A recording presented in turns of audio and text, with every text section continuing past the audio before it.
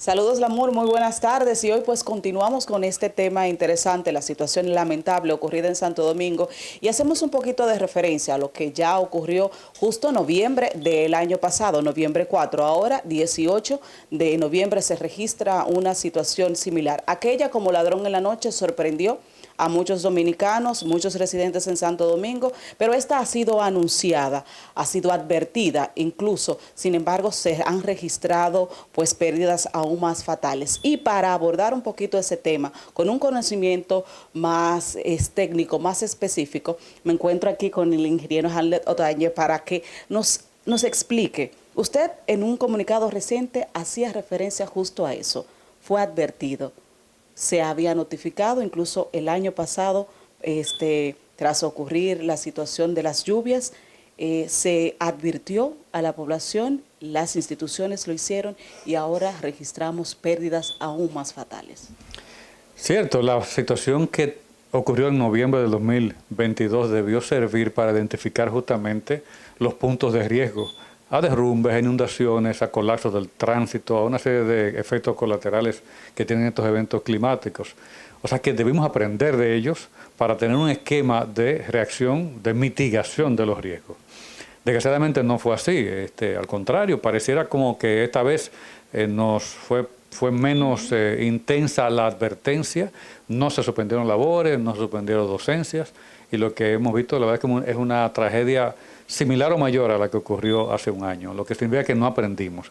Yo creo que la cuestión clave ahora es preguntarse a la Alcaldía de Santo Domingo, al Ministerio de la Obra Pública, digamos fuera del debate público, por favor, a la sociedad, un informe de cuáles acciones se tomaron a partir del año pasado con respecto a este tiempo, de qué se mejoró, de qué puntos se identificaron, de por qué no se reaccionó adecuadamente, por qué no se construyó un plan de resiliencia frente a estas situaciones. Yo creo que tenemos que estar claros en que, y ya lo hemos advertido, pero hay que seguirlo diciendo, tenemos ciudades más asfaltadas, más impermeabilizadas, más concentradas, más personas en poco espacio, y tenemos eventos climatológicos por el cambio climático más violentos, lluvias más intensas. Entonces, si hay miles de viviendas inundadas, de enseres dañados, de personas que se ahogaron en otros lugares, de vehículos arrastrados, es decir, se trata de miles de millones de pesos de nuevo, un año después, de pérdidas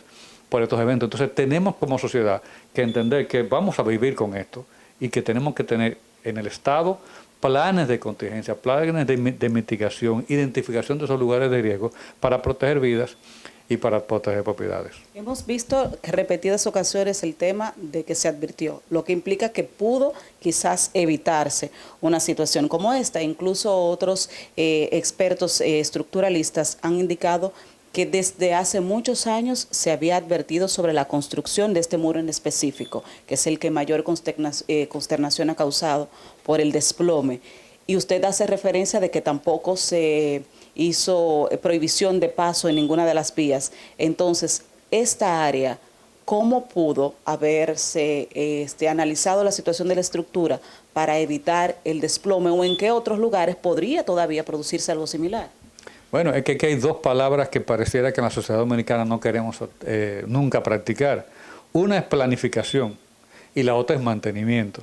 Es decir, por ejemplo, mientras sucedía la tragedia, mientras había personas atrapadas en el derrumbe, seguían pasando carros por encima, echando más agua, más caudal, pero además poniendo más peso sobre un muro que ya había fallado. ¿Qué significa eso? Que no hay un plan de contingencia, no se sabe cómo actuar cuando hay una crisis, y eso significa que no hay planes, que no hay entrenamiento previo de las personas, que no se identifican esos lugares, porque un túnel en una inundación es un riesgo, no solamente por un derrumbe, es porque puede haber ahogamientos, es porque se disminuye la visibilidad en los lugares. Entonces todo eso indica que usted debería haber cortado el tránsito por ahí, por ejemplo, porque ese túnel se puede inundar, se para un carro y bueno, ya hay un caos. Debió haberse clausurado el túnel ese día, por ejemplo, que era un fin de semana y por tanto el flujo vehicular era menor. Son medidas preventivas que se toman cuando hay un plan, cuando hay una visión de que en la ciudad puede haber 20, 40, 50 lugares de altísimo riesgo como esos, y entonces haber tomado la medida, pero eso no ocurrió, y lo que uno tiene que pedirle como sociedad, como técnico a las instituciones del Estado, es que, por favor, que estas experiencias sirvan para construir un esquema de mitigación de los riesgos.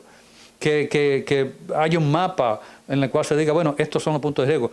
Ya viene la temporada ciclónica, ya se anuncia un huracán, bueno, vamos a limpiar invernales, vamos a limpiar drenajes, vamos a canalizar, vamos a señalizar, vamos a bloquear áreas, vamos a desalojar, si es necesario desalojar en esos lugares donde hay estos riesgos, y entonces dejamos que pase el evento, porque el evento va a pasar como quiera. Vamos a tener en los próximos años lluvias tan intensas como esta y mayores, porque eso es el efecto de una transformación del clima del planeta, en el cual, por cierto, la República Dominicana es uno de los puntos del mundo más vulnerables al cambio climático.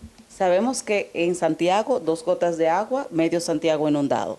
Entonces, ¿cómo prever soluciones alternativas para que situaciones similares no ocurran en Santiago? Porque sabemos que la cantidad de agua afecta inmediatamente calles principales y podría entonces ocurrir una situación similar.